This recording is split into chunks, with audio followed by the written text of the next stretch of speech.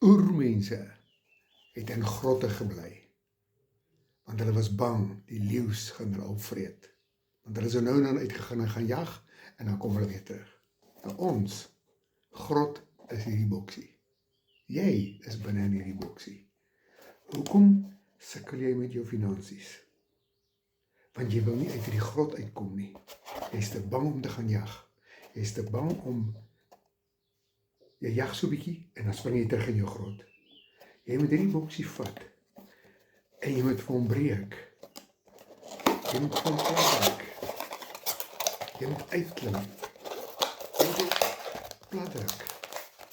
Hy moet wegwees. Jy moet buite hierdie boks lewe.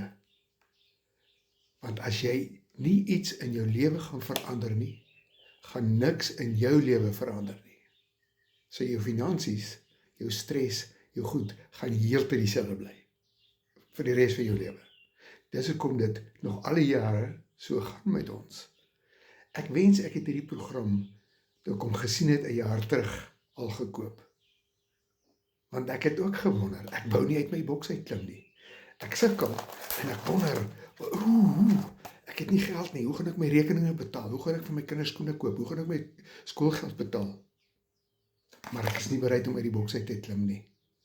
Ek moes 'n jaar terug al uit die boks uitgeklim het. Dan het beter met my gegaan. Kontak my, en ek sê vir jou presies, stap vir stap, wat jy moet doen, om uit hierdie boks uit te klim, om geld te maak, dat jy vir jou familie kan sorg, en dat jy kan vryheid hê in jou lewe, sodat jy kan regtig die lewe geniet, en saam met jou familie die lewe geniet. Komment my, kontak my nommer hierbo, ek gaan hom daar sit, WhatsApp my, en vra of my jy wil meer weet, want dit gaan uitstekend met my. Ek doen hierdie internetbemarking, dit gaan uitstekend met my.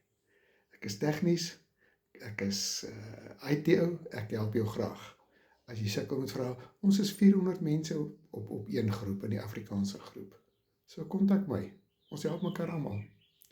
Kan julle klim uit die boks uit. Bye.